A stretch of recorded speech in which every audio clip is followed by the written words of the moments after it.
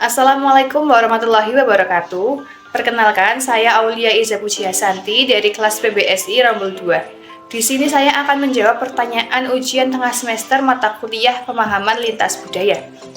Saya akan menjawab pertanyaan nomor 1, yaitu deskripsikanlah identitas budaya diri Anda sesuai dengan pemahaman diri Anda.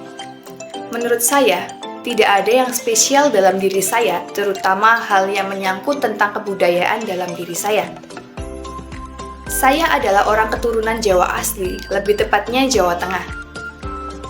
Bapak, ibu, nenek, kakek, bahkan buyut saya adalah orang Jawa asli tanpa percampuran dari ras atau suku lainnya. Bapak saya lahir di kota Tegal dan ibu saya lahir di kota Kebumen. Keduanya menetap di kota Magelang karena alasan pekerjaan. Tentunya, karena adanya perbedaan daerah tempat tinggal, mereka harus beradaptasi dengan masyarakat yang ada di sekitar. Dari kecil, saya terbiasa menggunakan bahasa Indonesia ketika berada di dalam rumah. Hal tersebut dikarenakan kedua orang tua saya membiasakan saya untuk berkomunikasi dalam bahasa Indonesia. Namun, ketika berbicara dengan orang yang lebih tua, saya terbiasa menggunakan bahasa Jawa. Beberapa tahun yang lalu, bapak dan ibu saya selalu menggunakan bahasa Indonesia ketika berkomunikasi di dalam rumah.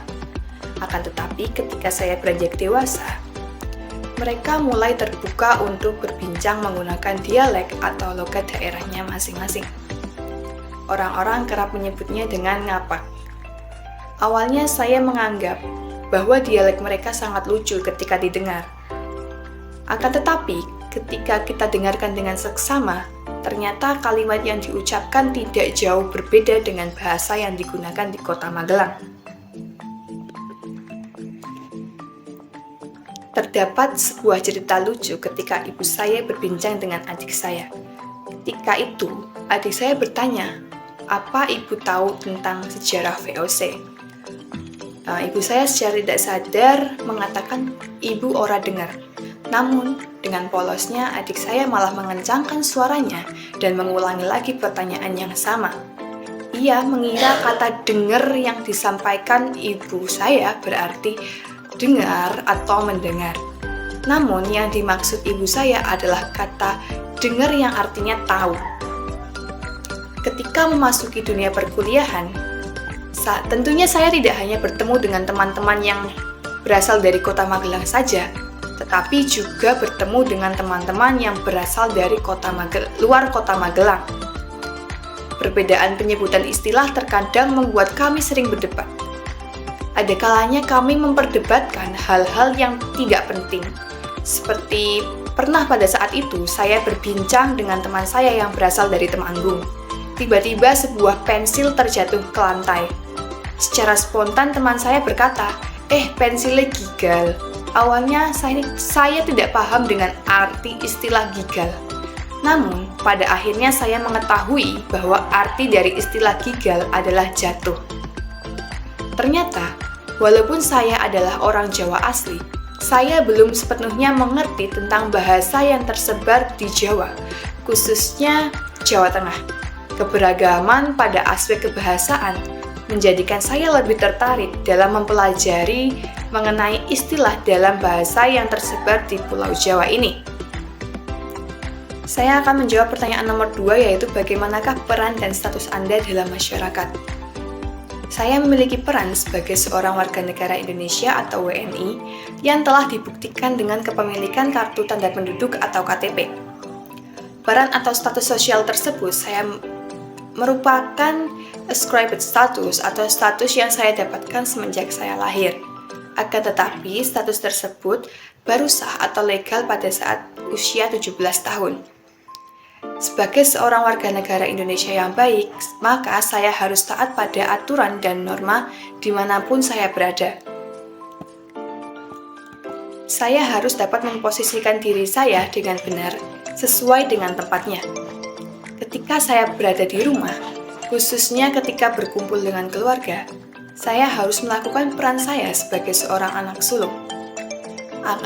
Saya harus memberikan contoh yang baik kepada saudara-saudara saya. Orang tua saya selalu mengajarkan saya untuk menjadi orang yang lebih mandiri dan bekerja keras. Sedari kecil, saya terbiasa dilatih untuk mendapatkan hal-hal yang saya inginkan dengan usaha saya sendiri. Orang tua saya berperan sebagai pendukung atau motivator agar saya semangat dan bisa mendapatkan hal yang saya inginkan. Hal tersebut menurut saya sangat bermanfaat. Sebagai seorang anak pertama, tentunya saya harus mengajarkan pada saudara saya agar menjadi individu yang lebih mandiri dan tidak merepotkan orang lain. Berbeda dengan peran saya di rumah. Ketika saya berada di lingkungan pendidikan, saya bukan lagi seorang anak sulung. Akan tetapi, saya adalah seorang mahasiswa S1 Pendidikan Bahasa dan Sastra Indonesia yang sedang belajar di Universitas Tidar. Status tersebut merupakan achieve status yang saya dapatkan dengan cara berusaha. Saya harus menempuh jalur tes untuk dapat diterima di program studi Pendidikan Bahasa dan Sastra Indonesia. Peran saya sebagai seorang mahasiswa adalah belajar dengan sungguh-sungguh. Harapannya adalah agar mahasiswa dapat menjadi agent of change.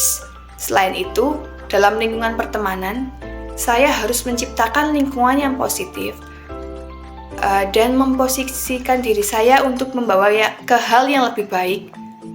Saya selalu memposisikan diri saya sebagai seorang pendengar yang baik. Tujuannya adalah agar teman-teman saya dapat nyaman untuk bercerita dan berdiskusi dengan saya. Peranan yang terakhir adalah peran saya dalam lingkungan masyarakat. Lingkungan saya termasuk dalam lingkungan yang mayoritas penduduknya adalah lansia atau orang-orang yang sudah berumur. Cara saya melakukan peran saya di masyarakat adalah dengan menerapkan unggah-ungguh atau tata krama. Sebagai seorang yang lebih muda, tentunya saya harus memiliki rasa hormat terhadap orang yang lebih tua. Sikap hormat tersebut contohnya adalah ketika saya berpapasan dengan mereka, saya harus bertegur sapa, menyapa, dan membungkuk atau menunjukkan rasa hormat kepada mereka. Hanya dengan dengan hal-hal sekecil itu, mereka senang karena merasa dihormati atau dihargai. Sebagai seorang manusia yang memiliki banyak peran, baik di lingkungan keluarga, lingkungan masyarakat, maupun lingkungan pendidikan, saya harus pandai dan bijak untuk melakukan peran saya sesuai dengan aturan yang berlaku di setiap tempat. Kita harus menyesuaikan dengan norma-norma yang berlaku pada masyarakat tempat kita berada. Saya akan menjawab pertanyaan nomor 3, yaitu adakah budaya daerah atau negara lain yang menarik perhatian Anda? Jelaskan sejauh mana budaya tersebut mempengaruhi diri Anda. Budaya yang menarik perhatian saya adalah budaya-budaya yang berkembang di negara Korea Selatan. Baik itu dari cara bersikap maupun cara berpakaiannya. Menurut saya, terdapat beberapa tradisi atau sopan santun yang sangat menarik.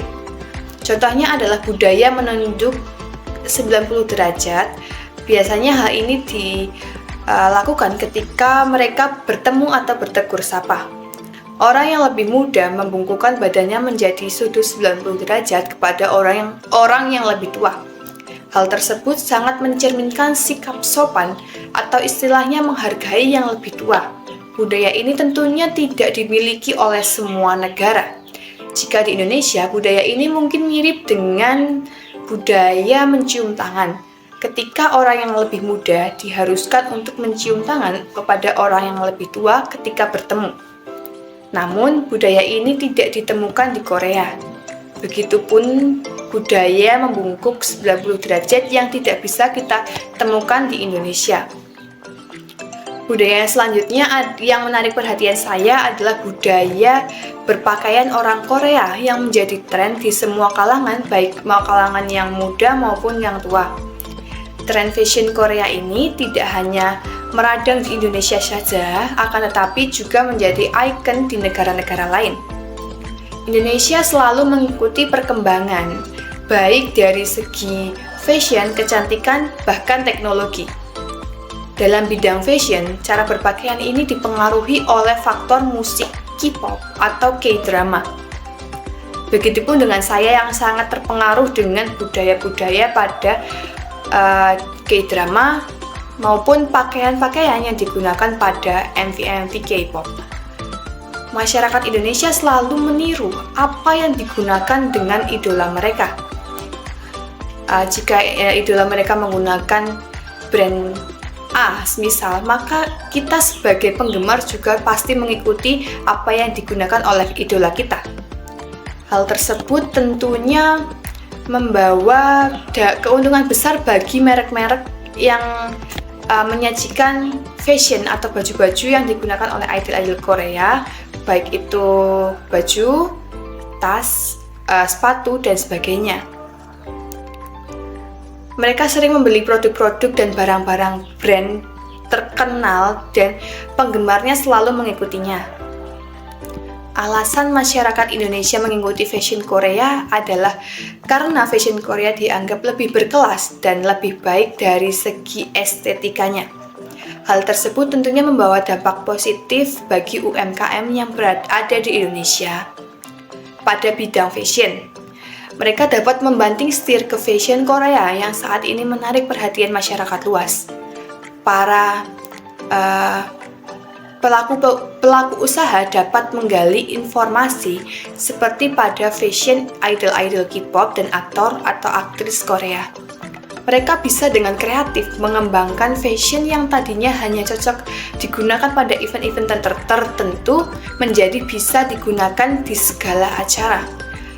Para pelaku usaha juga dapat memodifikasi fashion Korea menjadi hijab friendly karena Indonesia adalah negara yang mayoritas penduduknya adalah beragama Islam. Fashion Korea terkadang tidak sesuai dengan minat masyarakat Indonesia karena dilihat dari pakaiannya yang minim dan tidak pantas untuk digunakan oleh masyarakat Indonesia. Di tengah perkembangannya, kini fashion Korea sudah termasuk dalam fashion yang dapat digunakan oleh semua kalangan dan dapat ditiru tanpa adanya keterbatasan, baik keterbatasan agama maupun sebagainya.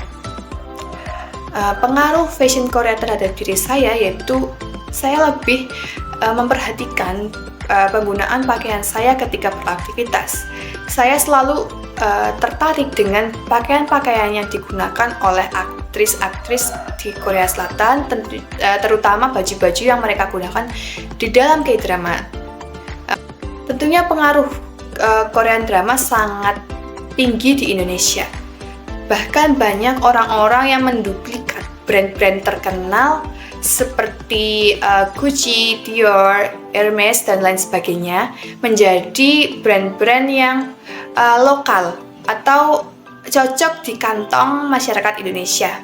Hal tersebut tentunya sangat membawa keuntungan yang besar. Sekian, wassalamualaikum warahmatullahi wabarakatuh.